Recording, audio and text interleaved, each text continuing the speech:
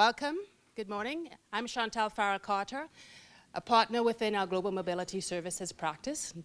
And welcome to our breakfast seminar on short-term business traveler governance. Before we start today's seminar, I'd just like to address the slides. If you could just look at the slide on the screen. We're going to be having some poll EV interaction today with the audience. So please, if you can all take your cell phones out. We'll be asking some questions throughout, and we'll need your results that will come through on your cell phones so that we can take some surveys of the audience. I also ask, please, that you turn off the ringer on your cell phones so that there's no noise, distractions throughout the presentation. But in order to access the poll EV, if you could text 37607 and then type in 2017 PwC, that will give you access to the poll EV. Or alternatively, if you just want to go on the internet, just go to pollev.com/2017 PwC. Okay? Excellent. So, as we all know, short-term business travel continues to grow as our formal mobility programs decrease. And more what we're finding is that tax authorities are seeking revenue opportunities from short-term business travel. So organizations need to become more familiar and as well as formalize their risk, become aware of the challenges associated with business travel. So what we're finding now is more and more that companies are looking to develop a strategy and a framework on how to deal with short-term business travel. So we're just going to look at the agenda for today. Well, what we're going to do is we're going to take you through who is a business traveler and why there is so much hype on this type of population. Provide you some insight on some surveys that are out there around short-term business travel and what companies and how they responded, how they deal with this type of population. Walk you through a case study which will just highlight some of the issues that you may not be aware that arise because of short-term business travel. And when we actually consider someone a business traveler. Then we'll take you through some strategies and ideas on how to develop a framework to deal with short-term business travel governance. Now, we would like the seminar to be as interactive as possible, so please feel free to ask your questions throughout. We are being recorded today, so when you stand up, if you can ask your questions loudly, and what I will then do is repeat it back to the audience for those who have not heard, as well as so we can get the question on the recording as well. Okay? So on that note, what I would like to do is now introduce our panel. We have a panel of experts from our Global Mobility Services, Payroll, Immigration, and Consulting practice who will join us here today. So Irina. Good morning, everybody. My name is Irina, and I'm a manager in the Global Mobility Strategy Consulting team. I help companies to create and show value of their global mobility programs. And I'm Steve White. I'm the national leader of our Global Mobility Strategy Consulting team. We work with corporate organizations, helping them really get an understanding of why they have their mobile populations, how best to manage them, and how to develop the appropriate strategies, policies, practices, in order to help manage that population. I'm Chris Chan. I'm a senior manager in the Global Mobility Services group, dealing with the tax side, so providing multinational companies and their employees with tax compliance and tax consulting advice. I am Nicole Nazareth. I'm a senior manager in the Global Payroll Solutions group, and we help clients with their domestic, cross-border, and global payroll issues, not only for business travelers, but for regular expats and simple, straight-up local employees as well. Good morning, everyone. Thank you for joining us. My name is Donna Habsha. I'm a Canadian immigration lawyer with our PwC Law practice. PwC Law specializes in Canadian, US, and global immigration matters. I deal with startups, small businesses, multinational corporations to assist with the seamless mobility of their employees. Good. So if we can just advance to the next slide, Alison. So Steve, now can you take us through on why there's such a focus on short-term business travel? Sure. So I think everyone's aware that we're seeing a great increase in the number of business travelers that we're tracking. We're not convinced yet that we've had an absolute increase in the numbers. but we're certainly much more aware of them now. There is a greater focus in this area, primarily as a result of a number of issues we've listed on the screen here. So first and foremost is cost optimization. The cost of a business traveler tends to be less than it would be for a formal assignee. We don't have the same sort of allowances, we don't necessarily have the same relocation provisions, et cetera. It's often easier to get someone to go on a business trip for 3 or 4 or days or weeks, as opposed to uprooting a family, et cetera. So from a cost perspective, there's certainly a key driver here. We're also noting, and if you've read the literature, we are fast approaching probably the worst talent scarcity issue we've ever faced. Not that we don't have talent available, it's just not in the places we need it to be. So organizations are using a variety of different methods, including short-term business travelers, to get talent to where they need it to be. Much easier to move talent you already have in place than to try and attract, retain, engage new talent. So we're seeing a great deal of use of business travelers to facilitate that scarcity issue. Clearly, we've had a great move in terms of global expansion of business. So organizations going into new locations, new business ventures. Technology enables us to get to places that we couldn't otherwise get to years ago. So we've seen a great increase in global business growth. We're also seeing organizations get very focused on the diversity of their employee populations. And so trying to cross those barriers, trying to cross those avenues, using business travelers as an opportunity to give people international experience and exposure without necessarily having to move them for long periods of time. And then last but not least, I would suggest there's a perception out there that using short-term business travelers is much easier. It's much simpler. You don't have the same complexities that you would have with formal assignees. I hope by the end of this morning's discussion, no one walks away with the perception that this is simple and easy and not without challenge. So those are some of the key things that we see in terms of what's leading to this growth in short-term business traveler activity. And before we go too much further, probably important that we sort of set some definitions here so that everyone's on the same page. We define a business traveler as someone who travels for business purposes. And subsequently, a frequent business traveler is someone who does that regularly and with some frequency. Very simple definitions. You'll also hear the terms today, business visitor and traveling worker. And these are more legal definitions, primarily from an immigration perspective. So a business visitor is someone who travels but doesn't necessarily enter the local labor market. So they're doing business activity, but they are not entering the local labor market.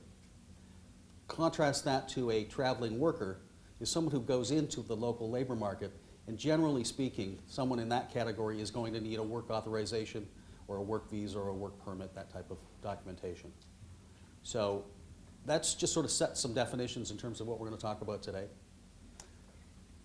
We're now going to start with some of those polling questions. So if you haven't already done so, we'd ask you to text 2017 PwC to the number 37607, or you can go to the website at pollev.com/2017 PwC.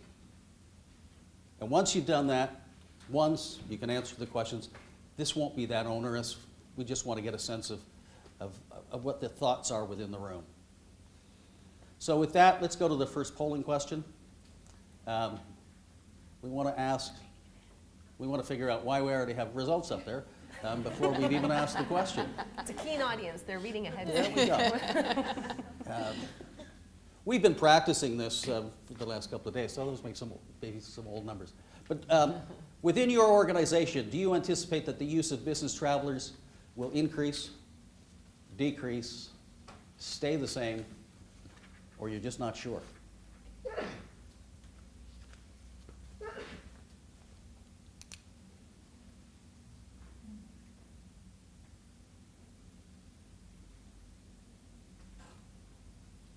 So it seems in this room we think the vast majority of organizations are planning on an increase. And that would be consistent with the survey data that's out there. Survey data would suggest a little bit higher number. We're probably looking at almost 90% of the organizations that we've surveyed anticipate there will be an increase in business travel. We've also looked at some of the business traveler associations in terms of what they see the volume increase to be.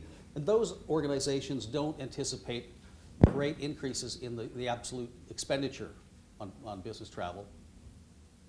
They probably have a better idea of exactly who's traveling on business than we do in this room, because they're tracking it in a different manner.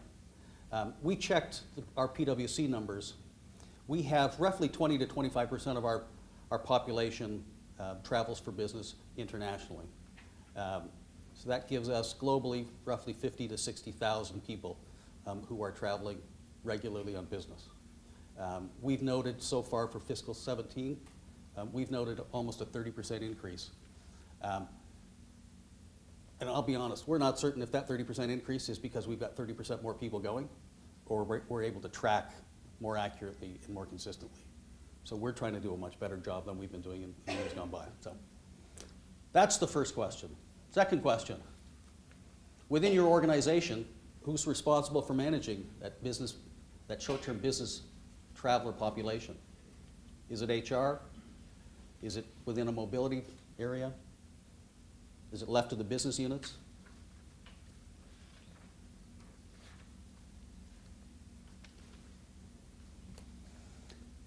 Numbers here are pretty much consistent with what we see more globally.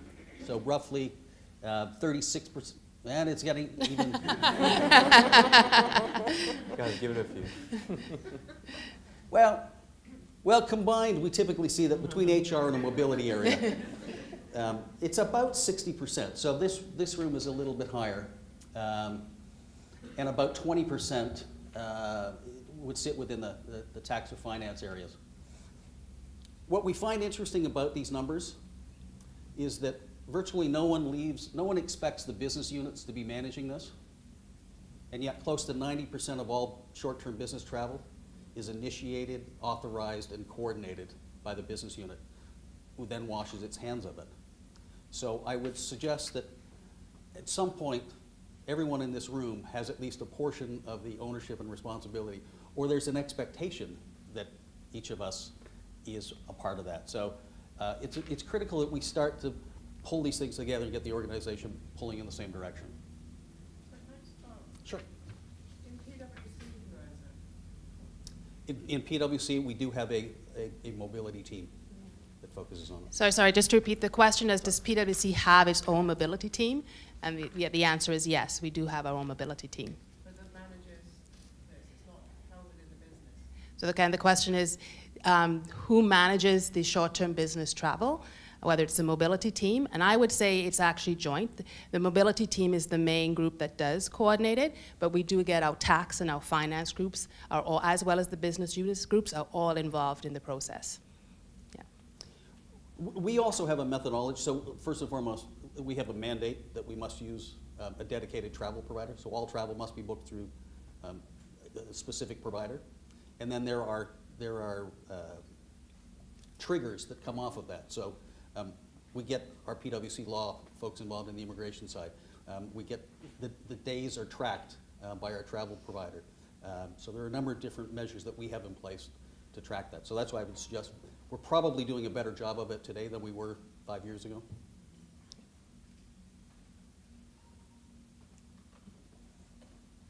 Does your organization have formal policies in place to manage short-term business travel?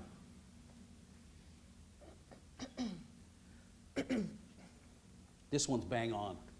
So the survey data will suggest that only 1/3 of organizations have actually put something in place. So 2/3 of the organizations that are out there have no methodology, no framework, no guidelines for managing this. Having said that, even with 1/3 of the organizations having coverage in there, less than 10% believe they're fully compliant. So they put the policies in place. People either aren't adhering to them, they're not meeting the business needs, so they're working around them, They're just not compliant. And our last question. This is a chance for you to give some thought to this. What do you think the percentage of companies that believe they have unnecessary risk are?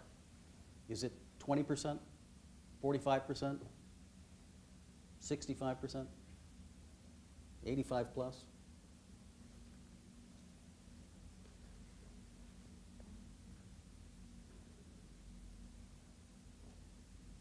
Good thing I'm not dizzy, because the lines keep moving back and forth, back and forth. Well, this is where the audience is a little bit different. When we poll businesses on a more global basis, close to 90% of the organizations felt that they had unnecessary risk within their short-term business traveler population. And 50% of those polled thought that risk was at a medium to a high level. So in other words, there's a significant threat to the business as a result of this population. And yet no one seems to want to own it. Only a third of organizations have put policies in place, and less than 10% feel that they have the exposure covered. So there's a great opportunity for all of us in here to get organizations moving in that path towards governance.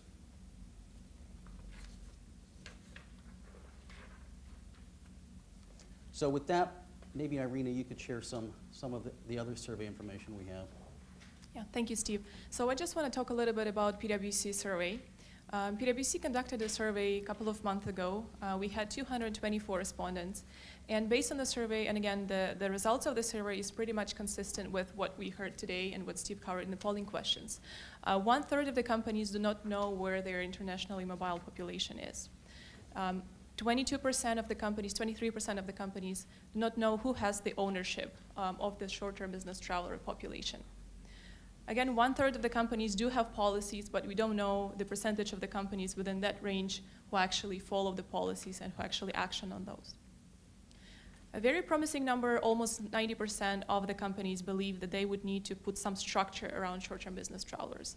And that's going to happen within the next 2 years. So that means it's on their short-term agenda, which is good news.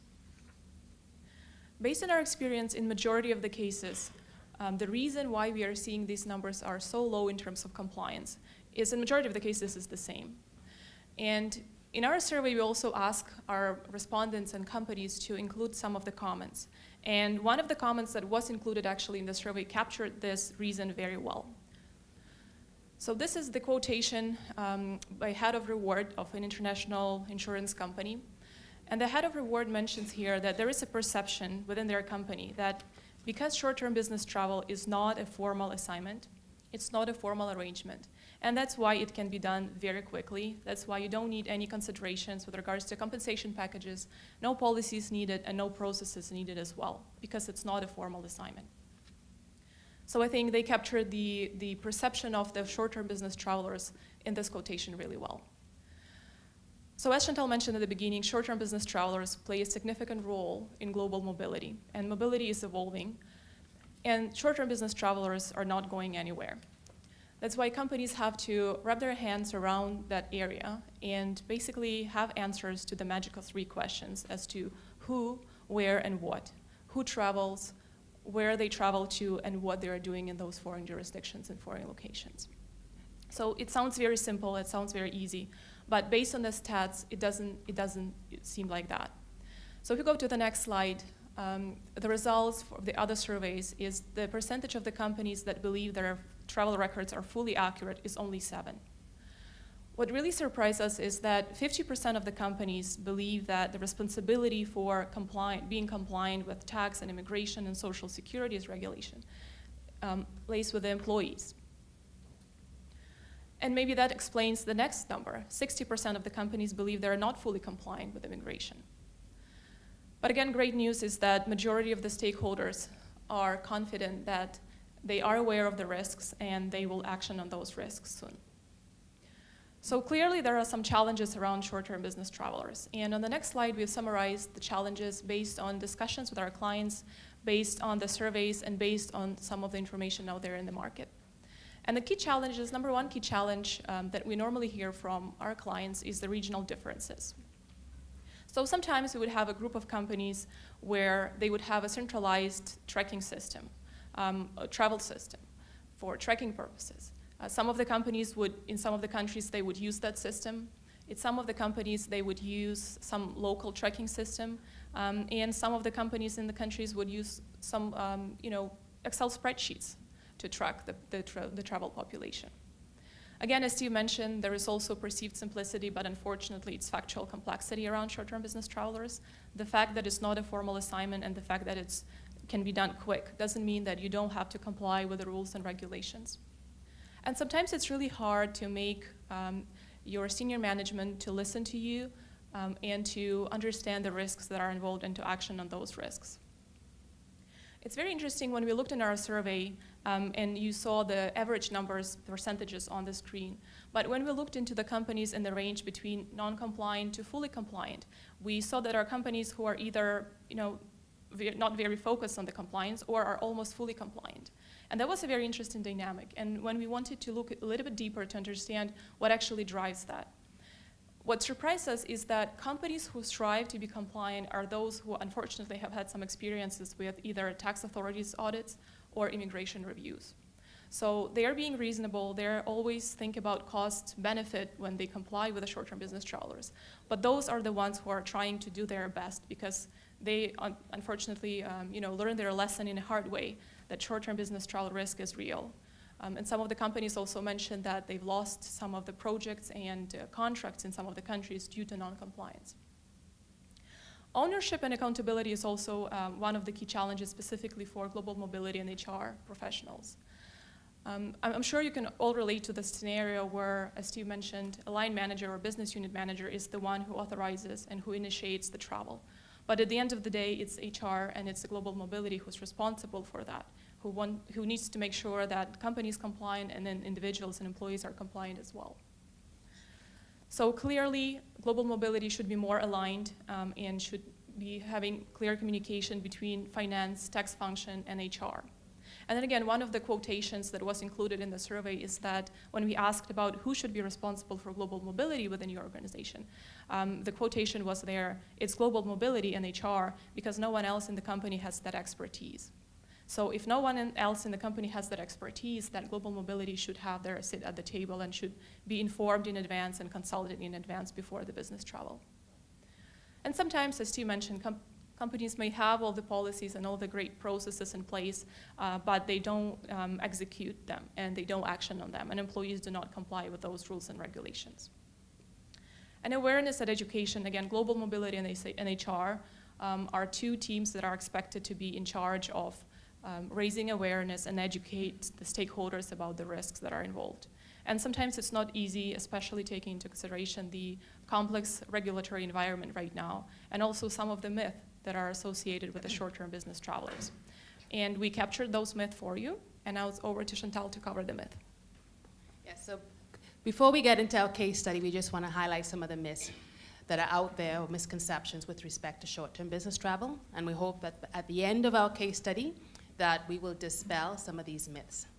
So first off, most people believe that since I'm just in Canada for a business visit or a couple of meetings, I don't need to have any sort of immigration papers. The other myth out there from your employee's perspective is that I'm in Canada for less than 183 days, I don't have a personal filing compliance obligation. Companies are now saying, okay, well, if my employee doesn't have a personal tax filing obligation, then we don't have any sort of payroll requirements that we have to satisfy. Then, of course, from a corporate tax perspective, they don't consider whether am I creating a permanent establishment in Canada because of my employees coming into Canada? Do I have indirect tax issues? Some of the corporate tax issues are not considered at all or even thought about.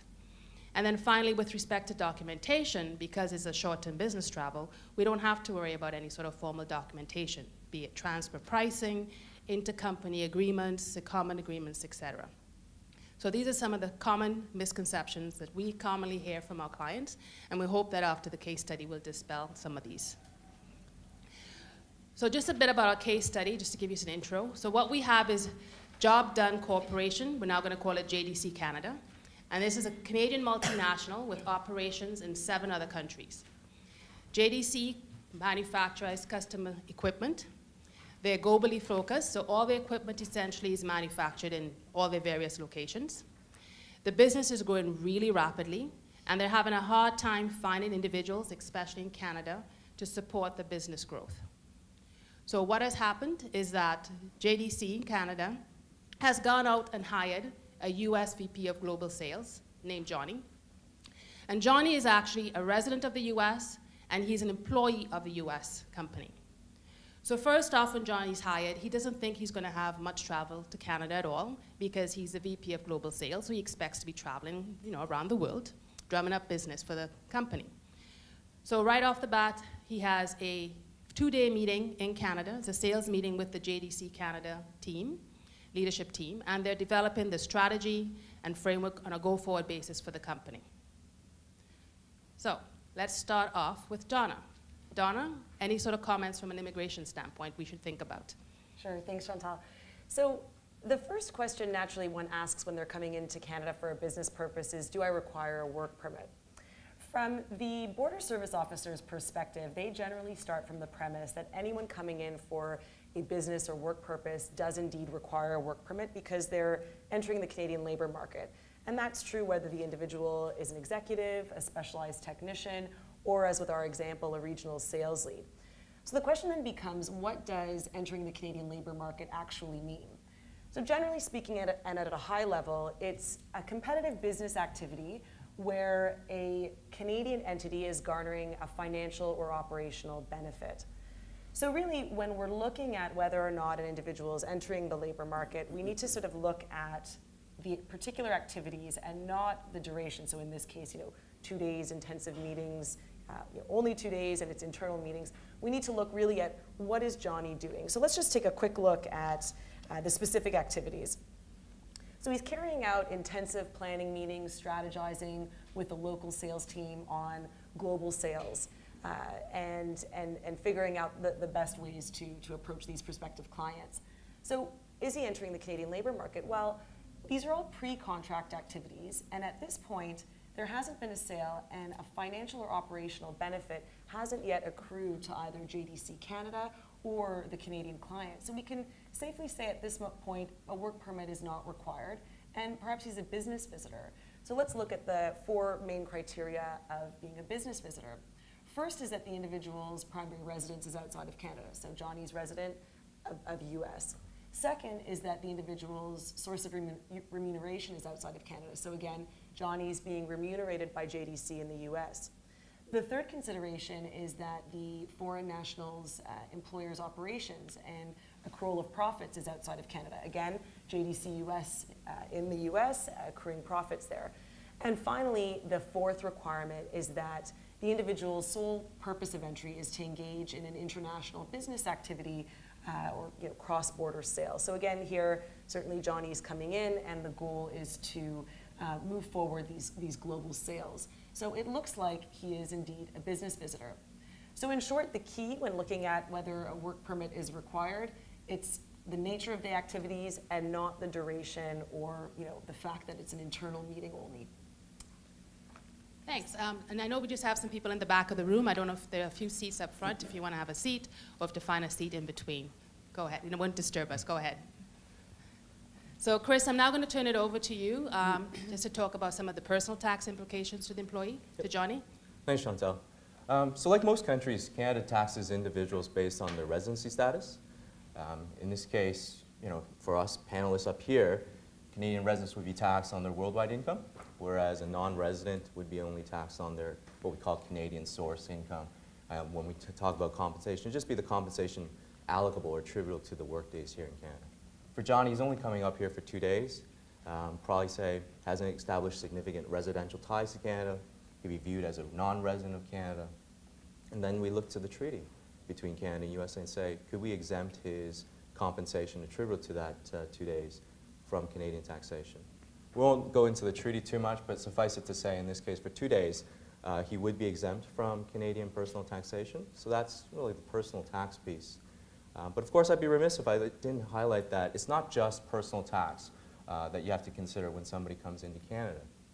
You also have to consider corporate tax, right? Could this potential activity that Johnny's carrying out in Canada cause the company in the US, JDC US, as employer, to be viewed as carrying on business in Canada. If that's the case, then there would be some Canadian corporate tax filings, and then we'd have to look at the Canada-US tax treaty to determine whether or not the company would be subject to Canadian corporate taxation.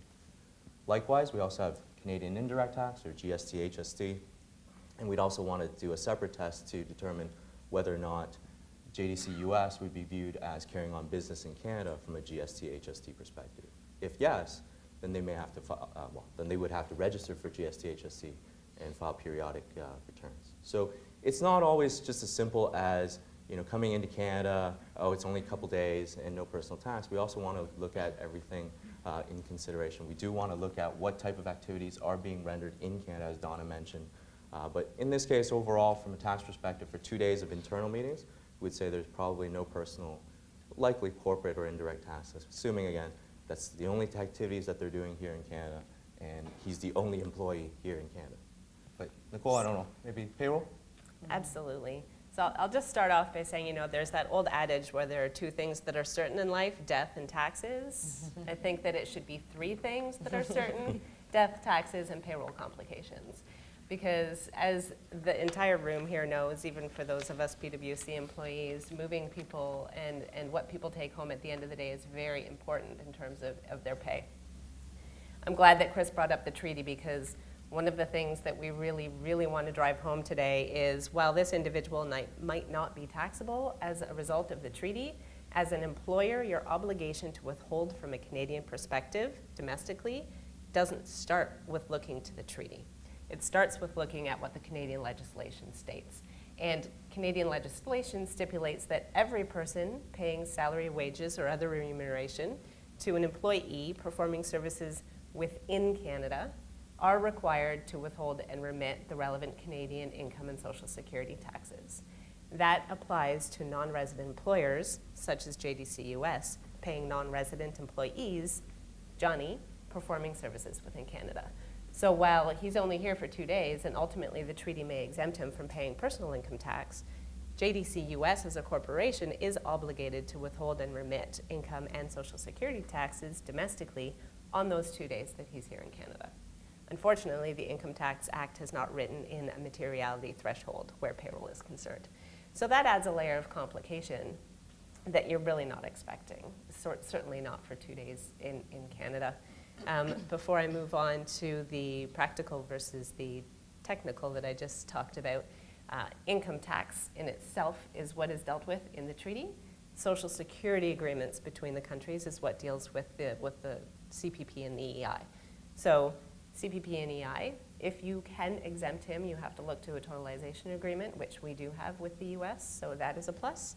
And ultimately, if he's exempt from the income tax because of the treaty, then there are ways to alleviate your obligation as employer to withhold. There is the non-resident certification program that the Canadian Revenue Agency just established in January 2016 that you have as an alternative, as well as treaty waivers. When we're dealing with frequent business travelers, treaty waivers are really onerous, hard to get timely, and practically cost more than it's worth in savings from a cost perspective. So technically, 2 days you need to withhold. And when we're having these conversations with clients, a lot of them say 2 days is ridiculous. Like, what do other clients do for situations like this? Because I'm not going to withhold for 2 days in Canada. So a lot of clients actually will do an analysis, basically a cost-benefit analysis, to say, what will I be faced with if I do not withhold for the 2 or the 3 or the 4 or the 5 days? And determine where their risk tolerance lies in terms of that cost-benefit analysis. It's either a day's threshold or an income level threshold. But practically, practically that's what I do. Technically, you need to withhold on those 2 days. And before moving on, I'd like to highlight that if you do choose to get the alleviation from either non-resident certification or a treaty waiver that will allow you as a company not to withhold, you still have to withhold until the CRA grants you that alleviation. So only 2 days in Canada, yes, but from a payroll perspective, a lot of complications arise. So in phase 1, to be compliant, JDC US would have to apply for a business number and a payroll remittance number from a Canadian perspective, because as the employer, it's their obligation to withhold and remit for Johnny, not JDC Canada. Chantal, I'm going to go. I'm going to go Trump here and go off screen and avoid the teleprompter. So, but what I wanted to point out was, as far as I'm concerned, this is a relatively simple example, isn't it? I mean, it's the kind of thing that you probably see regularly, and yet, if you look at the answers that the panel has given, you know, Donna said there's probably not an immigration requirement, but there might be. Chris has highlighted that there's probably not a tax issue, but there might be. And Nicole is saying there definitely is a payroll issue and a withholding and a remittance requirement. So imagine how compliant your organization is going to be if understanding that kind of thing is left to the guy who's been told to get on a plane and get to a foreign jurisdiction and make sure that the job that needs to get done is getting done. Probably not going to happen in most organizations. So, and this is just a simple example. We'll get a little bit more complicated as we go. Good. So let's move on to phase 2.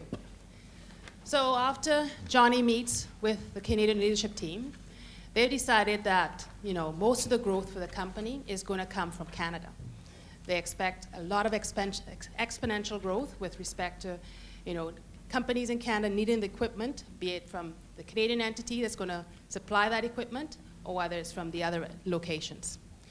So, of course, talent scarcity. Canada does not have a good sales force in place. So Johnny now finds where, you know, he was supposed to be traveling globally. He's actually spending a lot more time in Canada. One, meeting with clients and prospects, concluding contracts, et cetera, for the Canadian company or whoever else, as well as he needs to hire a sales team. So he's up in Canada about 4 to 6 days a month doing business. So let's start off. Again, Donna, are your view, oh, sorry, that's true, we have our first polling question. So which entity do Johnny's actions create potential exposure for? Do we have JDC Canada, JDC US, both, neither entity, or not sure?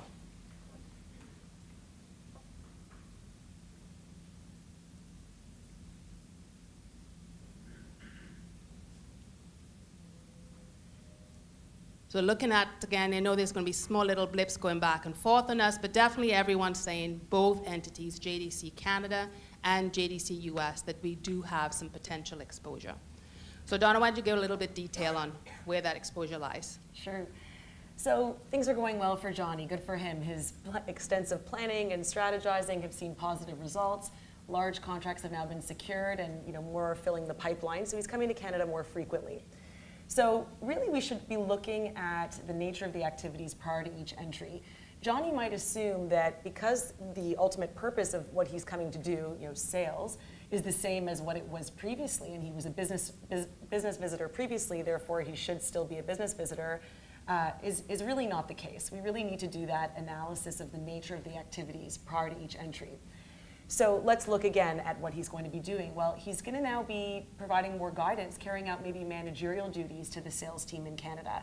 Perhaps they're reporting into him.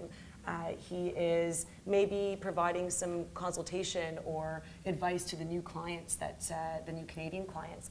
He's hiring more Canadian team members to meet the demand of sales. So these are clearly competitive business activities where there's a benefit being accrued to both JDC in Canada as well as the JDC clients. So in this instance, we do want to look at a work permit for Johnny. He's a US citizen, so maybe he is eligible for a NAFTA work permit, depending on his credentials. And the good news for Johnny when needing a work permit is that Canada is looking to expand the work permit options for high-skilled professionals like Johnny. So in November 2016, they've announced that the Global Skills Strategy Initiative to hopefully be launched toward the end of 2017. But really, it's for high-growth companies wanting to bring in skilled professionals to meet critical demands in a timely fashion. So there will be more work permit options on the horizon, which is good. So the key here, in short, is really reevaluate whether or not a work permit is required prior to each entry, and don't just assume if you needed a business visitor, you were a business visitor once, then it can be extended to that following visit that follows shortly after. Thanks. So Chris, Yep. What about Johnny's personal taxes now? Right. So in this case, we have Johnny in Canada for about 50 to 70 days now. Still less than 183 days, and we'd probably say still hasn't established significant residential ties to Canada, assuming a lot of his ties are still back to U.S. But we hear it often that, and you mentioned it, Chantal, in a misconception that, my employee is going to be in Canada for less than 183 days, so I don't have to worry about anything from a personal tax perspective. The answer there is that it really depends. It depends on the facts and circumstances around that situation. And I think the first thing we would probably want to look at, again, without going into the treaty too much, is who's paying Johnny his compensation.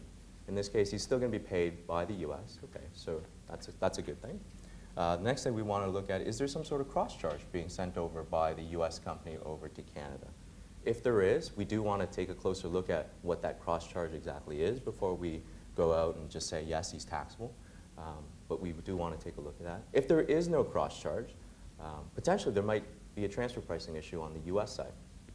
Now, to take it one step further, if there is no cross-charge, we also want to look at who is he working on behalf of when he's here in Canada? Is he really working on behalf of JDC Canada? Is he meeting with clients and prospects on behalf of JDC Canada?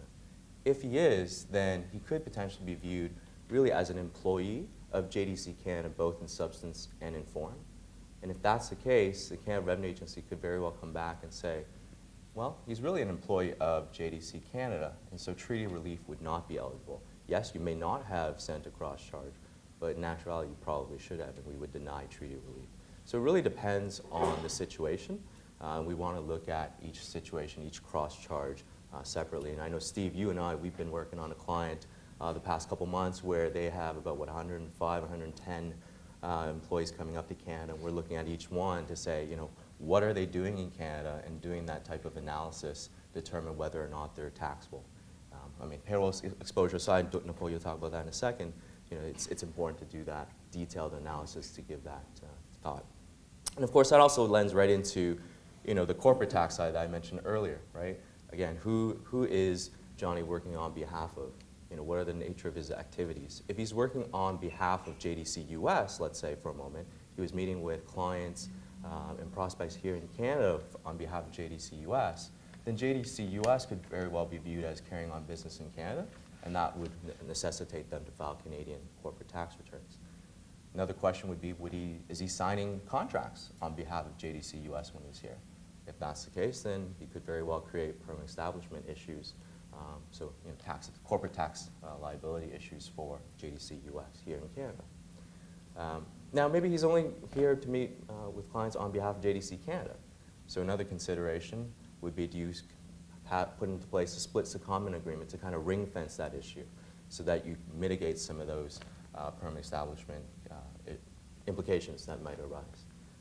Overall, I think the reality is there's a lot of slippery slopes that can be out there. Maybe Johnny has a dedicated office space within JDC Canada, and it could be very easy for him that he's sitting in his office space in Canada and he's doing work on behalf of JDC US while he's here in that office. So does that create a permanent establishment for JDC US when he's here in Canada? So there's a lot of, he'd have to be very diligent about what he's doing while he's here in Canada versus while he's here in the US, because vice versa, you could very well trip up US permanent establishment issues for JDC Canada when he's working down in the US or anywhere else in the world for that matter. And of course, from a GST-HST perspective, same type of considerations. We want to do a separate analysis to determine whether or not JDC US potentially would be viewed as carrying on business in Canada for GST-HST purposes, and then whether there are any subsequent filings as a result of that. So I think every time I've been on calls with clients now, it's usually with corporate tax and indirect tax colleagues with me to make sure that the full picture is being delivered, that all clients, all companies are considering all layers. And then now, of course, there's that extra layer that you mentioned, Nicole, of payroll. Absolutely. And so let's just extrapolate that number out a bit, because 4 to 6 days a month doesn't sound like a lot. And when Chris said 40 to 60 days, I think is what you threw out there, that also doesn't sound like quite a lot when you're thinking about 365 days in a year. In our business, we normally take that and say 240 days end up being work days when you take in vacation and statutory holidays. That's actually 25% of Johnny's working year that he's spending up in Canada. So one thing that you might be thinking by now is, well, if I did that cost-benefit analysis on the 2-day threshold, where am I now in that threshold of whether I as a company want to comply with the Canadian legislation and withhold and remit for him. And most of you would probably be at that stage when you look at the numbers to say, yes, we need to comply with the Canadian legislation because he's just up here for too long. 25% of his time is actually a significant portion of his income that he's earning within Canada. And I might not like that risk anymore of getting, caught by CRA that I haven't been withholding and remitting in Canada properly. That's at the corporate level, you're thinking that. At the personal level, Johnny, if you start withholding in Canada, 25% of his time is in Canada, you're still withholding 100% on the US side because he's still on US payroll. So if you just say to your payroll person, okay, we need to start withholding and remitting in Canada, he's working in Ontario, use these rates. This is a US payroll person trying to comply with Canadian payroll rules that they have no idea on how to do. Johnny, doesn't want to be out of pocket 75% of the tax rate because he has to pay in the US and then pay in Canada and wait for tax filing time to sort of get some of that money back. So he's going to come back to you and say, what are you going to do to help me out here? I'm coming up to Canada to help your business, and sure, you're paying me a salary to do that, and I love it. Thank you very much. Hopefully my bonus is also reflective of this amazing work that I'm doing. But I don't want to be out of pocket, so I have to pay taxes in Canada because I've agreed to go up there for you. How are you going to make sure I'm still taking home the same amount of pay? So that's one level that, Steve, you'll get into in a second, but when you think about the mechanics of a payroll perspective from that, that's where you start hearing shadow payroll. And how do you run shadow payroll? And for just this one person. So again, payroll complications, right? He's spending 25% of his time up here in Canada now. How is that, from a company's perspective, going to work for JDC US and managing a US payroll reporting 100% of the salaries in Canada? Are you going to actually end up reporting that he's making 125% of his time because of how it's getting implemented in your software or not? Is JDC Canada going to put the money on their books? So it gets quite complicated in terms of managing shadow payroll, even just for one country. Before I pass it over, the last thing I want to identify, and I'm sorry, I promise this will be the last thing before I pass it over to Steve, because it does tie to payroll, the employment components, right? So if you as a company say, okay, yeah, I get your point, Johnny, I'm just going to pay all the tax in Canada for you, and ultimately if you get a refund in the US, you'll give that back to me. You end up going into a world of having to now evaluate different taxable benefits that you might not have been aware of in terms of reporting in Canada and the US side. And the two countries have separate rules from that perspective as well. So the complication just gets bigger and bigger the more you dig into it, which is why Steve can probably add some points about policy. Well, I think Chris hit the nail on the head when he said, we've got to get the full picture here. This is something that we've got to bring all the parts of the organization together on this. So we've got to understand what the personal tax obligations are, what the payroll obligations are. As Nicole just pointed out, the personal implications to this individual. And we're only talking about one individual here. As I think many of you have suggested already this morning, we probably don't have a good handle on how many of the Johnny types are out there. The statistics will show that most organizations have about 10 to 12 times the number of short-term business travelers as they have formal assignees. So if you've got 10 formal assignees, which is a relatively small population, you've got 100 of these people out there. And somewhere, someone's got to pull a strategy together, a corporate structuring together that makes sure that we are taking care of the payroll withholdings, that we are putting in whatever sort of tax reimbursement or tax equalization methodology the organization seeks to have, making sure we are getting the immigration documents in place at the right time, et cetera. So this does become a much more robust population once you start gathering all the relevant data together and start putting a program in place to manage them. Good. So phase 3 now of the case study. So Johnny's done such a great job in selling that Canada now has a hell of a lot of business to satisfy. And they don't have enough individuals located within Canada, employees located in Canada, to satisfy all the implementations and installations of the equipment that they need to do. So now we have Amelia, who has to go outside of Canada and look to the various foreign jurisdictions, various locations, and find qualified staff who they can now bring in to satisfy this demand. So we have now teams that are coming in from the 7 locations on the ground in Canada for 2 to 3 weeks at a time at client sites, now doing implementation installation of the equipment. So Chris, let's start off with you. Oh, sorry, I always forget my poll questions. So, implementation team remains in their home country payrolls, and they're only in Canada for very short periods.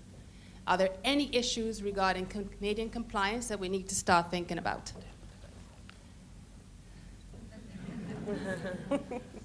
Figure this will be the easy answer for everyone, because if you answered no or not sure, then we're not doing a great job on our panel. So, thanks everyone. So, Chris? Awesome. Yeah, so without getting too repetitive, I mean, in this case, and we're seeing this a lot, where more and more companies are getting, as you mentioned, Chantal and Steve, talent scarcity. More and more people are coming from different areas of the world into, let's say, Canada or into another country to provide the necessary services. The first thing we, again, have to look at from a personal tax perspective is residency. Would any of these individuals trigger Canadian tax residency? The next thing is, is there a treaty with all of these countries? In this case, with these countries, we do. We have a treaty with all of them. So we would look to whether or not we could exempt their income from Canadian taxation under those treaties. If they are taxable, then for whatever reason, then they would have to file a Canadian tax return, look to claim some sort of foreign tax credit on the home country. So it can get a little bit more involved. Likewise, on the corporate and indirect tax side, again, we want to look at each entity separately, whether or not they be viewed as carrying on business in Canada, and then also look to the treaty to determine whether or not they would be subject to Canadian corporate taxation. Now, the treaty, there's no treaty for indirect tax, so the treaty discussion would only be for corporate taxes. And then, of course, one thing we haven't mentioned just yet is, in this example, we don't know for certain. We'd have to find out whether or not JDC Canada is paying any sort of fee to these other entities for services being performed in Canada. And if they are, then we would have a Regulation 105. In other words, a 15% non-resident tax withholding on the fees paid for services rendered in Canada, and then an extra 9% if the services are being rendered in Quebec. So a bit more information we would need here, but maybe Nicole, I'll pass it to you again for the payroll. Yeah, thank you. So I'll start with if they are taxable in Canada, because that's the easy one, right? If they're taxable, then you're now faced with a situation where you have payroll withholding obligations for all of these JDC entities, Pakistan, UK, Mexico, and the US. So they would all need business numbers. They would all need to calculate what the tax is, actually, which is complicated to begin with. Income tax treaties are what we said for exempting them if they're not taxable. Totalization agreements are if they are not. So before I move on to whether we're exempt from a treaty, I want to put out there that Pakistan does not have a totalization agreement with Canada. So when I go on to talk about the non-taxable component, Pakistan Social Security agreement doesn't exist with Canada. So the individuals coming from Pakistan up to Canada definitely, whether we can get out of income tax or not, have CPP and I-tax to pay. So you're automatically in a situation where there's likely 2 Social Security country taxes being remitted. So as a company, you're going to have to figure out what you're going to do for that employee coming from Pakistan. So totalization agreements, perfect. You have to analyze them if they exist. If they don't, you also have to figure out from a company's perspective what you're going to do for that. So if they are non-residents, and we do have treaties to rely on, what can we do? Well, there's still the option of withholding and remitting anyway, because you don't want to go into doing anything to get them exempt from the payroll obligation as a corporation, which just falls back into everyone has to register for a business number and calculate and withhold and remit. Alternatively, there are treaty waivers, as I mentioned earlier, that is a difficult thing to obtain for your business traveler population. And not easy to track as well, and they do have to be applied well in advance of when these people come into Canada, which is one of the reasons quite difficult to obtain. So you're paying either someone on your staff to apply for the waiver, track it, and hopefully get it in time to not withhold, or you're paying a service organization to do it for you. So at the end of the day, when you're filing treaty waivers, the cost is a little unmanageable, which lends to the non-resident certification program that CRA put into place in January of 2016. They recognize that the domestic rules are administratively burdensome, and they do want to help open that barrier to companies in order for them to be compliant. So as long as you are a company that is resident of a treaty country, which all of these individuals and companies are, and you register as a corporation to get the stamp of approval from CRA, you would be a qualifying non-resident employer. And through that, you need qualifying non-resident employees, which high-level treaty country, yes, we already established that. The individuals will have to track their days. But as long as those two criteria are met, then as a company, you would not have to withhold and remit, straight up, as long as you comply with the rules and the days tests are met, which are outside the scope of this. But for this phase 3, the two options, basically, if they're not going to be resident or treaty, they can get treaty exemption, are you either file a waiver if you don't want to comply, or you register under the non-resident certification if you don't want to comply.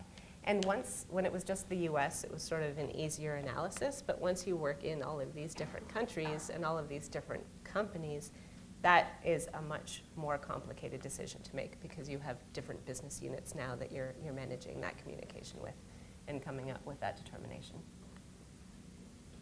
And Donna, what about some points from an immigration standpoint?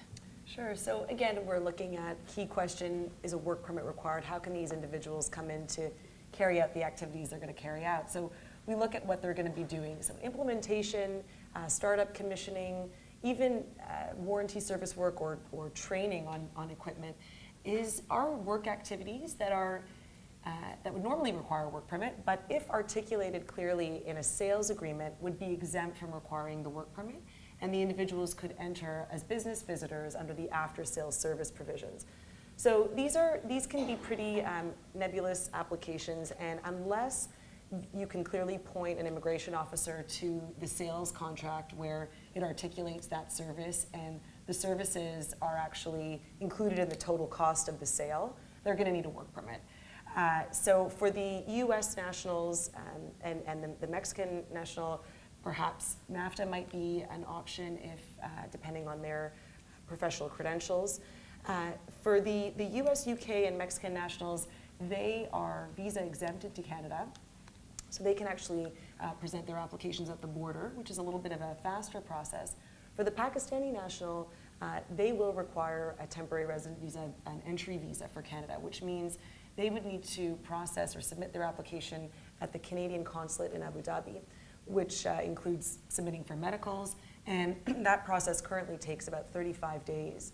So strategically speaking, if your company is using mobility technology to, such as PwC's My Mobility, it's really key that you know your population, your employee population, and bucket your individuals that are visa exempt so that you know that you could quickly draw on their expertise and meet in this example, JDC Canada's needs and the client needs on the ground quickly and effectively. And again, the good news, if the business visitor after sales is not an option here and a work permit is required, there are going to be more work permit options, hopefully opening up to companies like JDC Canada, high growth potential at the end of at the end of this year, 2017, under the Global Skills Strategy Initiative. For high-skilled, low-risk individuals, they could potentially be processed a little bit more quickly. If entry is for less than 30 days in the year, there might be a work permit option where a formal document doesn't even need to be issued. So there are changes on the horizon that are where the government is being more facilitative, and there'll be quicker access to the labor market. So we'll stay tuned for those changes. And Steve, what about from a policy standpoint? Well, I think this example sort of highlights some of the opportunities that may exist for organizations. So as you're planning things like global talent management and addressing the issues around talent scarcity, as we've talked about, and Donna highlighted this is an opportunity to start figuring out and start building a pipeline of globally mobile employees. We're hearing the terminology, organizations being mobily ready.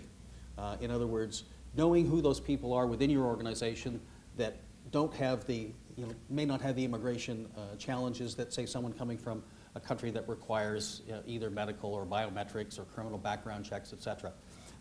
Because When we first put this case study together, the intent was that these people had to be on the ground within a matter of days. So clearly taking someone out of a country where we need to have medicals and biometrics, criminal background checks, et cetera, not going to happen. We may be months before we can get that person on the ground. So there's opportunities here to address this. The other thing I wanted to pick up on was something Donna mentioned in terms of changes coming with respect to immigration, and certainly IRCC, the Immigration, Refugee, and Citizenship Canada, has heard the cry of employers saying we need to be able to move people more quickly. And I was at a conference last week, and a number of you in the room, I know we're at the same thing, on immigration, and we heard the Deputy Minister say that changes are coming, we're going to streamline the process, and as Donna highlighted, there's an objective out there to create this 30-day entry without documentation. Well, the challenge is, Chantal mentioned at the outset that government agencies are doing a better job of talking to one another. So rest assured that if you have immigration violations, they're notifying CRA that there could be potential tax violations, they're notifying Employment Standards Branch that there could be employment law violations, et cetera. What they're not doing a good job in terms of talking together on is making sure that if they make changes to the immigration side of things, that it also is reflected on the tax, the payroll side. So they're now suggesting they'll let people in for up to 30 days without documentation. So no business visitor, no work authorization, et cetera. But we still have to withhold and remit. We still have to get a social insurance number, which we can't get because we don't have a work permit. So the government agencies are trying to streamline things, but at the same time they're adding additional challenges for all of us in this room. So as Donna said, stay tuned. They are still in consultation, and expectations are that those changes will come out later this year, but they may create some additional challenges for us all. Okay, so the final phase 4, we're just a little bit behind on time, so we're going to do this one quickly, because this one is more what I call the stealth business traveler, where we kind of missed this one. So basically, because more and more we're seeing companies doing now because of talent scarcity within Canada, is that they are hiring employees who actually live in another jurisdiction. So in this case, we have Karen, who lives in the US, and she can telecommute for most of her job. So she's actually going to work from home 3 days a week in the US, and then come up to Canada to work for 2 days. Now, keeping in mind she's hired by JDC Canada. So panel, if we could quickly go through just a few of the items that people need to address in this situation, because we need to move on. Yeah, so I guess I'll go first, Chantal. You know, a quick answer from the Canadian tax side is here she's going to be paid by a Canadian resident company. So when she comes into Canada, she'll actually be taxable on those work days. A proration would need to be done, need to be completed to determine what that amount is. If it's less than $10,000, then yes, under the treaty, she would still be exempt from Canadian personal taxation. But if it's over $10,000, she will be taxable. She'll have to file a Canadian tax return, and then potentially claim a credit on the U.S. side of things. And then just quickly on the U.S. side, actually, is depending on what kind of services or what kind of activities she's doing, it's a question of does it create some sort of corporate tax type of issue for JDC Canada in the U.S. So we need to look into that a little bit further. Absolutely. So quickly from a payroll perspective, JDC Canada now is employing someone who's performing services in the U.S., so it's almost a complete flip from phase 1. JDC Canada will have U.S. filing obligations to withhold and report on the money she's making while she's physically working and earning it in the U.S. They also have to withhold and remit on the 2 days she's on site at JDC Canada, so multiple jurisdictional withholding as well. Unlike the last slide where we didn't have a totalization agreement with Pakistan, Social Security is going to be due. Totalizations apply for short-term or temporary assignments. This is a full-on employment situation. There's nothing temporary about it. So the possibility to have to remit Social Security in both Canada and the U.S. exists as well. Donna? Yes, the short answer, looking again at Karen's activities in Canada, competitive activity for the benefit of JDC Canada, clearly she requires a work permit. Maybe it's an AFTA professional if she has the credentials, maybe not. Maybe it's the labor market impact assessment application, which is a far more rigorous application that involves a labor market test for JDC Canada. But again, stay tuned. End of the year, there may be streams that are going to accelerate. They're talking about launching a 2-year pilot under the LMIA program where processing times will be increased, or decreased rather, and part of that will be a skills shortage list. So perhaps she's going to be on the list of skill shortages. She can come into Canada a bit more quickly. So I would encourage you to stay in touch with us as these changes unfold in the last half of the year to the end of the year, so that we can really work with you to capitalize on the opportunities under the Global Skills Strategy Initiative. Steve? Yeah, and again, this is one of those situations that just adds a whole series of additional challenges. Start looking at things like pension and benefit programs. Karen's not going to be eligible to participate in the Canadian pension plan. Not going to be eligible for Canadian medical coverage. So your traditional Canadian benefit program is probably not going to be effective. Paid delivery, what currency do you pay her in? She's working for the Canadian entity. As Nicole has suggested, it probably makes sense to put her on the Canadian payroll, but the vast majority of her expenses are going to be in US dollars. So how do you deal with that? So this creates a whole new set of challenges and issues to deal with.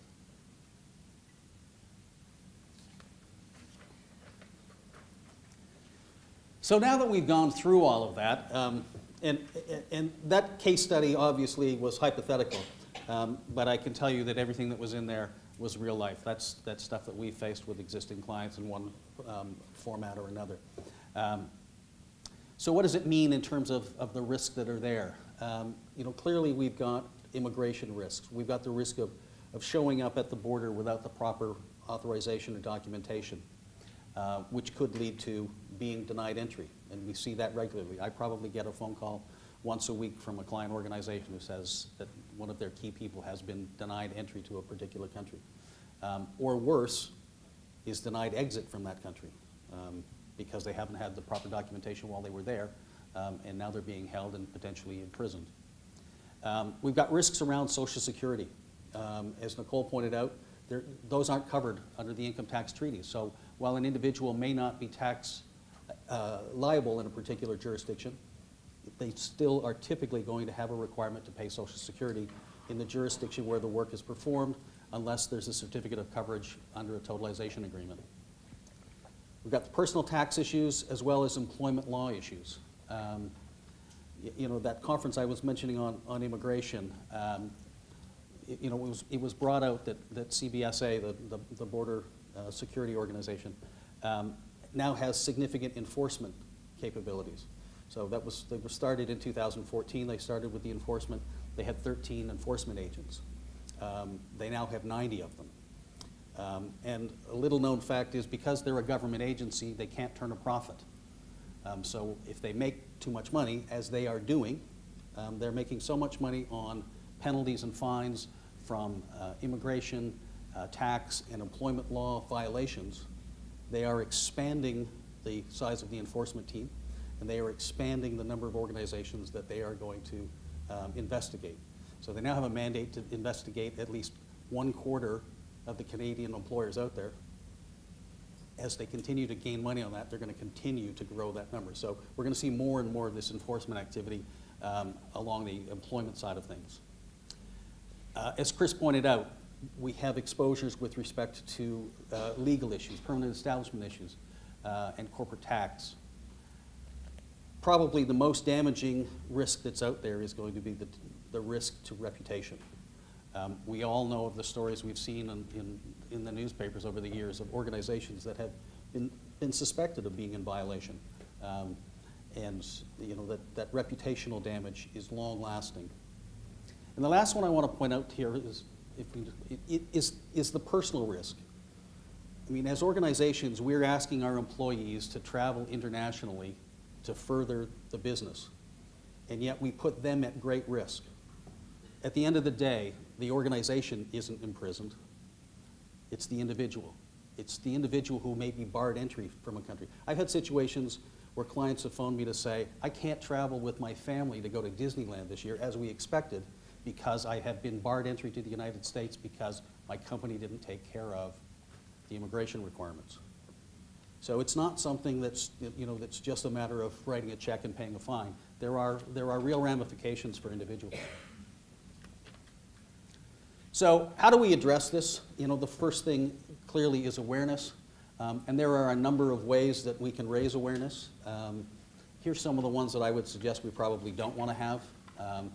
And we see this with some frequency. We get a phone call saying the CEO or a key executive has been denied entry into a country where they intended to attend a key business meeting.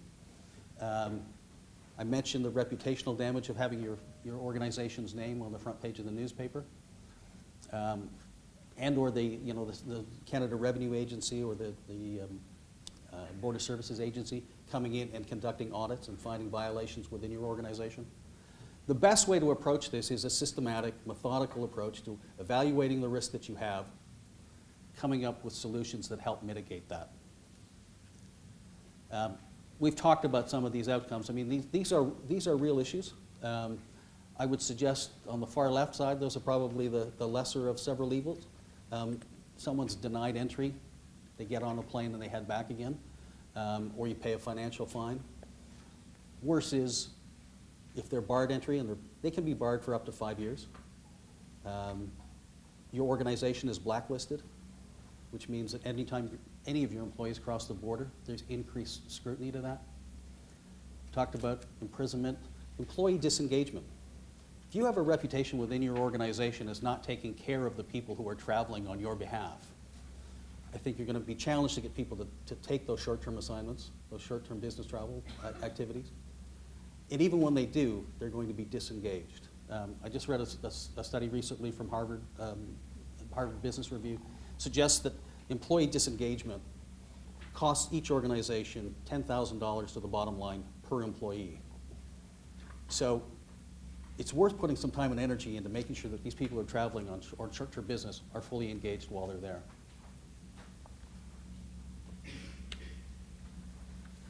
Okay, so journey to short-term business travelers. We would love to tell you that there is an off-shelf solution for this, but I have good news and bad news. The bad news is that one size does not fit all, but the good news is that if you are ready to start with your journey and to the short-term traveler governance, the key elements would always be the same. So we outlined the key elements on this slide, but what I would like to do today is actually to share a real-life example on how PwC was part of that journey and how we worked with one of our clients to make sure they have a framework and they have policies around short-term business travelers. So what our client, a global mobility of one of our clients, reached out to us, and we had a discussion about how to bring awareness to their internal stakeholders. Global mobility of that client knew that they have risks associated with the short-term business travelers. They knew that they have to start the discussion with the senior management, but they don't know how to approach them. They don't know what information to bring and how to convince them. So together we had a meeting with the senior management and the global mobility where we identified, with the help of global mobility department, some of the risks. So what we heard back is, okay, we understand there are risks around that area, but we are willing to accept the risk. So then we tried to engage them and ask them, do you actually understand, we understand you have a risk tolerance level, but do you actually understand what you're accepting? Have you quantified the risks? So then we were engaged to work with Global Mobility Department to actually quantify the risks. So we performed the risk assessment, and this is where we ran into a little bit of challenge because there was no data available. So everything starts with the data, but there was no data available with this company. So the only resource where we could find a little bit of information was the expense reports that were submitted by short-term business travelers to the company. So that was enough for us to start the calculation. We had a meeting with the senior management, with internal stakeholders, HR and finance and tax function and global mobility, obviously. And with their support, we provided the results of that risk assessment. And we also provided some comments onto the maturity level of their governance around short-term business travelers. So after seeing the results of the risk assessment, so their senior management spoke numbers language only, so that really helped Global Mobility to get their influence, and that's when we got the green light to proceed further. So together with the Global Mobility, we worked on putting some framework in place and processes in place, and senior management identified Global Mobility as being responsible for and an owner of the short-term business travelers. And now you would say, Well, it's one of additional layers on the Global Mobility's to-do list. But actually, in this case, Global Mobility function was really happy that they were identified as a formal owners. Because informally, they were always responsible, HR and Global Mobility, they were always responsible for any compliance or non-compliance issues. But now, because they were identified as a formal owners, they had resources, they had tools, they had technology, they were able to issue clear communication to the internal stakeholders and also employees. So then when we put some framework and policies in place, it was clear as to who initiates the travel, who authorizes the travel. There were also some non-compliance internal implications for employees as well, who were not compliant with internal rules and regulations. So now we're working on the next phase, the current phase with the company, where they really want to take this on the next level, on the more strategic level. They are working on and implementing a repository, so a database, as Steve mentioned, for talent mapping purposes. So they want to know who from their employees are willing to travel for short-term purposes and for more formal assignments as well, like long-term and short-term assignments. Who's willing to travel, who's willing to take on an assignment, what are some of the characteristics of that, of the employees, nationalities, passports they hold. Maybe they have some previous immigration documents, and this is where we work with our immigration colleagues as well. So something that we learn from them, and it's always easier to renew your immigration permits and documents that issue a new document, so that saves a lot of time and cost for the companies as well. So this is the current state of how we work with the company, and it's still an ongoing process. It was a very successful, and we are very happy to be part of that journey. So the next 2 slides, we've listed a couple of questions to ask. If you want to think about some of the strategy and governance around short-term business travelers, these are the questions that you have to ask yourselves and to work internally on those. I don't want to spend any more time on these 2 slides. Just really want Steve to focus on the next slide, which is one of the key slides of our today's presentation. So here we've listed a series of action items, and we won't go through this this morning, but I'll leave that with you. But what I thought might be valuable to share with you is how we've worked with some of the organizations that we've worked with in terms of helping them to develop a business traveler solution or a business traveler framework. Clearly the first thing is making sure that whoever is going to be involved in this and engaged in putting a strategy together understands what the business need is. I mean, the reality is these people, these short-term business travelers, are an integral part of your business strategy. They're necessary. They're not going away. In fact, as we pointed out earlier, we're going to see more and more of these, and they're probably going to get more and more complex. So the organization needs to understand why they're there in the first place, what activities do we need them to do, and how do we best manage that. So we've worked with a number of organizations, along the lines of what Irina had just mentioned, helping them to clearly articulate where the business is going from a global growth perspective, identifying who the stakeholders are in the organization and who we need to bring into the discussion. We've also worked with a number of organizations helping them assess the risk. Chris mentioned one of the clients we're working with. He and I also worked with another client that had recognized they had an issue. They had someone stopped at the border, and it created an awareness. Happened to be the CFO, which obviously helps to get that senior management approach. So the CFO charged the internal team to identify what their risk and exposure was. They went around and asked everyone who had traveled, and they came up with about 60 people they thought had, were regular business travelers. They subsequently asked us for some input and some advice, and we raised a number of questions, and they said, well, maybe we should dig a little deeper. We're digging deeper. We're now up to just under 500 people that are regular business travelers. The exposure that was initially identified as about $200,000 is now well in excess of $2 million. And that's just, we're just scratching the surface. The other thing that needs to happen is organizations need to have a realistic snapshot of what they're actually capable of managing and implementing. There's no point trying to put a policy in place that you subsequently can't manage. I think a number of organizations, we had the number up earlier, 70% of the organizations we've spoken to have implemented technology tools, yet less than 10% think they're compliant. So that suggests to me that we've put in technology tools and then just left them. No one's managing the outcome of those technology tools. So organizations need to get an assessment of what they're capable of doing. And so we've helped organizations to put in practices that make sense for them and identify where they may need to look elsewhere. They may need to look to their third-party relocation provider. They may need to look to their travel management partner. They may need to look to their payroll department and or vendor. So may need to look at various things. I want to leave some time for questions, so I think we'll just pull this together in terms of bringing this all together. Hopefully what we've presented today is a situation where this is a complex environment. Organizations need to understand what's driving the business to have these individuals. Need to look at who are the various stakeholders, whether it's the employees themselves, whether it's the corporate tax areas, whether it's the legal departments of the organization. Understand and evaluate and monetize the risk that is there, and then also look at what's your internal risk tolerance.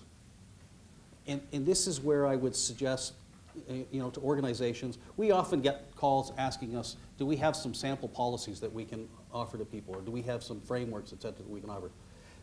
This is probably the one area with respect to mobile populations that you absolutely do not want to look at somebody else's documentation. And the reason for that is their business need is going to be different, their risk profile is going to be different, their risk tolerance is going to be different, their ability to manage and take care of the population is going to be different than yours is.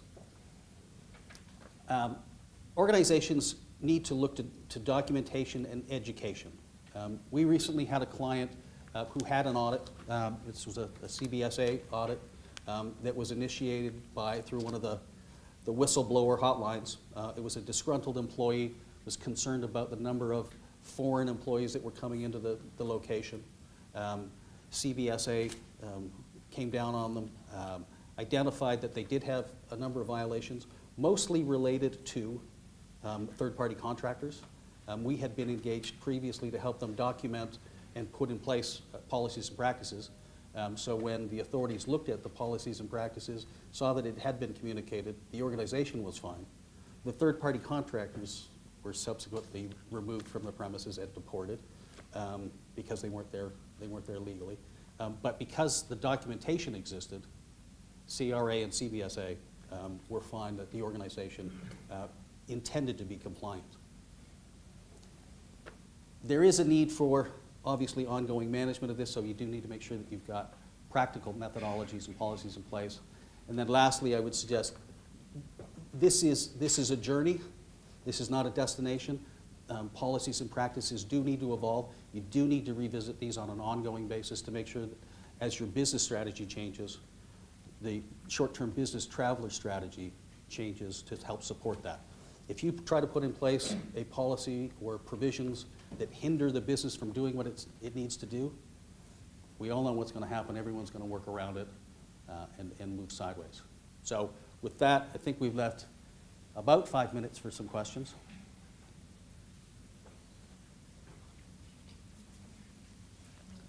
Questions? Yes. Just going on with when you were speaking. So we're an international company headquartered in Canada. We have operations in Southfield or Detroit, Michigan, and Windsor, Ontario. So we hire engineers to go work in Detroit, but they live in Windsor, get paid on U.S. payroll.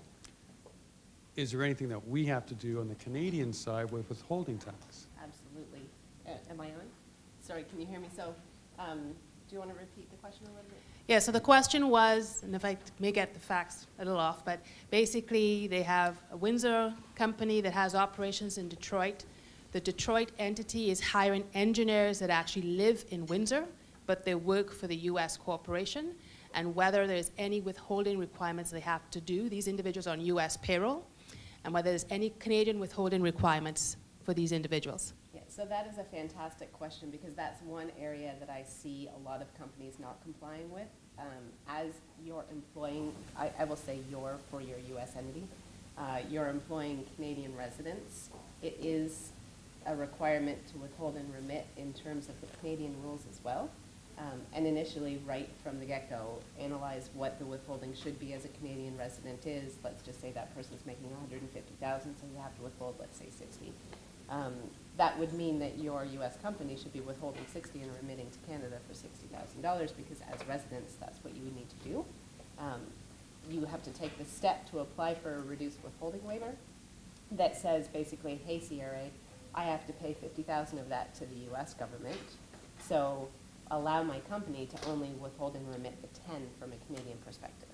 So you're probably completely on side with the U.S. rules, and you're withholding in the U.S. side at the state level and at the federal, but you need to take that further and look into the Canadian side. And issue T4s as well as W2s. Yeah. And currently, right now, I'm not sure how your employees are doing it, but if they're taking their W2 and throwing their income on line 104 because they don't have T4s, then you're really opening the U.S. company up to a payroll audit risk. Any other questions from the audience? Yes.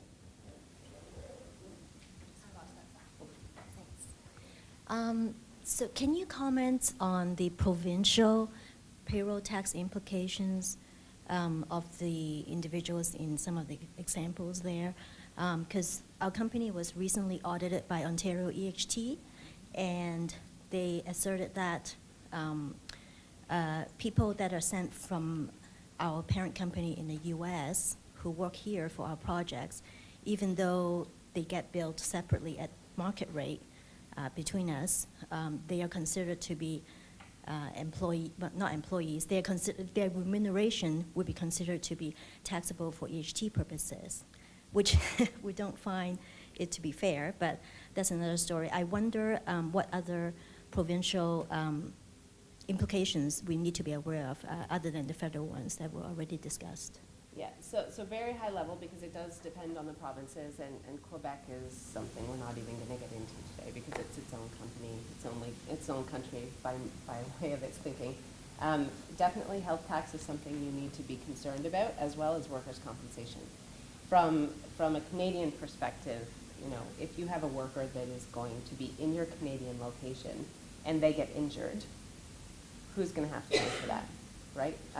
So the employer's health tax does surprise a lot of people with individuals working in Ontario, both from a business traveler coming up into Ontario, as well as your business travelers or your actual expats that go on assignment from Ontario but stay on Ontario payroll from an establishment perspective. EHT is required. So you do have to analyze the facts of each case and look into the EHT and the workers' comp. Those are the two that surprise companies the most. And it does vary by province. And the other piece of that is, despite the fact that you might pay EHT with respect to an individual who's performing services here, they would not be eligible for OHIP coverage. So there's no connection between paying the payroll levy and coverage under OHIP. Any other questions? Okay, well, the panelists and myself will be available after the session for anybody who has any specific questions that they would like to ask. But I'd like to thank our panelists today for having a wonderful seminar, as well as the audience themselves for participating and being here this morning. So thanks for you all. And just to note that there are evaluations included in the booklets, so please fill them out. You can either leave them on the seat or at the table in the front on your way out. Thanks all. Thank you.